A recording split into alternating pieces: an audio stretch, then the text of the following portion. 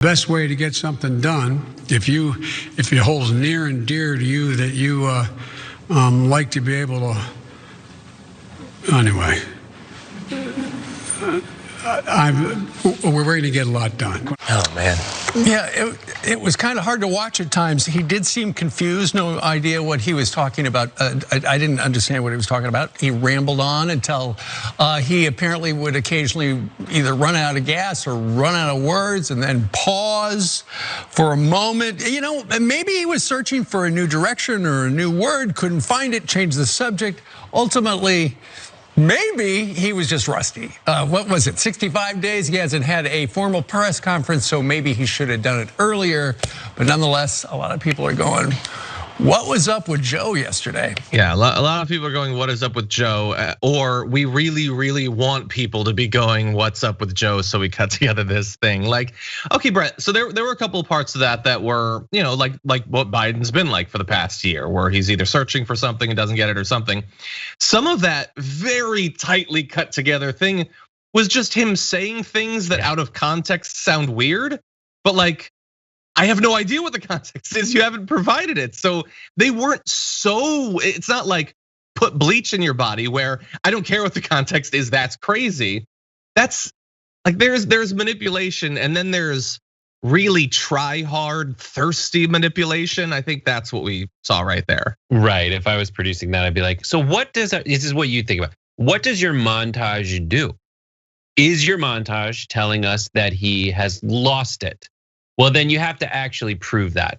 You can't just make up the proof by going through and just taking half of a sentence followed by another half of a different sentence. Like, it doesn't communicate that. I will say that some of what they did was genuinely funny, and there was like a successful montage in there somewhere when he's like losing his train of thought and rails off. They just ruin it for themselves by putting in like that random question from the I think it's an NBC or CNN, Caitlin Collins. Caitlin Collins? Yeah, I don't even know what that was in there for. Exactly.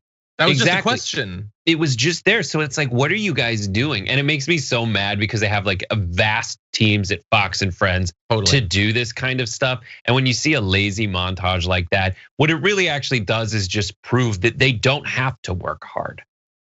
They just get to they've created this whole ecosystem at Fox News. It's like those little terrariums that you don't eat, that don't seem like you have to water them or anything. It just is a self-sustaining cycle of fungus. The right-wing response to Joe Biden's speech has varied in terms of what they want to focus on. They eventually settle on a narrative.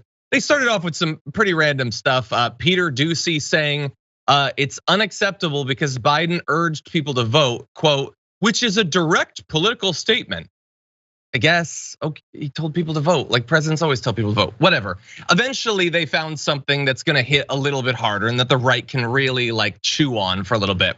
And Kayleigh McEnany decided to dip her toes in this water, tweeting, standing in front of a hellish red background, Biden called half the country, the MAGA Republicans, threats and clear and present dangers. Then he says, empathy is the fuel of democracy, the willingness to see each other not as enemies, but as fellow Americans. Now, of course, as we've already pointed out, he very clearly stated, I am not talking about even most Republicans, but they're gonna ignore that. It's the hellish part that they like, and they're gonna run with that. I mean, we're in the middle of a satanic panic, why wouldn't they do that? Richard Grinnell tweeted, dark blood red background, evil and condescending tone of voice and squinting eyes. Everybody knows there's nothing more threatening than an old man squinting. Negative words and themes, constant condemnation. Of course, he pointed out things that they've accomplished, his hopes for the future. Again, they're moving past that. It's evil and condescending. One Fox guest said that the backdrop was almost satanic, again, because it was red, and because it's red, it's unacceptable. Biden broke with hundreds of years of precedent by having red in the background. No president has ever done it, because obviously the only reason you would do that is to appeal to Asmodeus, who is ruler of hell, as he did, but as not notably, Trump didn't do that when he gave this speech with the red background and lasers, it looks like, or this other big red background. Here he's giving a traditional cultist thumbs up to Beelzebub, I guess. It's hellish and evil, Brett. It's the official color of the Republican Party. It's always in the background. Who the hell cares? It's so stupid. Now, here's the thing. If I wanted to read into this, I would draw a through line to Biden saying, listen, if you want to come after us, you're going to need more than an AR-15. You're going to need an F-16 or whatever. You're going to need a fighter jet if you want to fight off the American.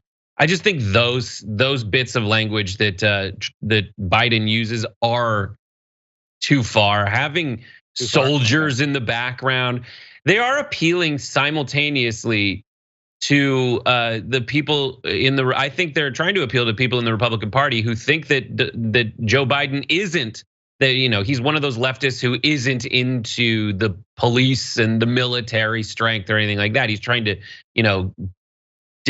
take away that potential argument and seed that's been sown in the minds of Republicans about Democrats by Fox News for the last 25 to 30 years.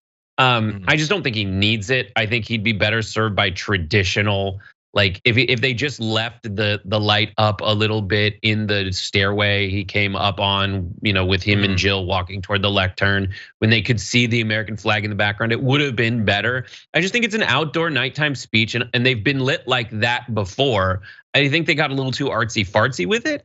But the fact that the Republicans are taking this image and equating it to what's trending this morning on Twitter, pedo Hitler, when they themselves are quite obviously the fascist equivalent in America now, I think that's rich. And the only people who really buy into that are folks that wouldn't defect from the MAGA wing anyway.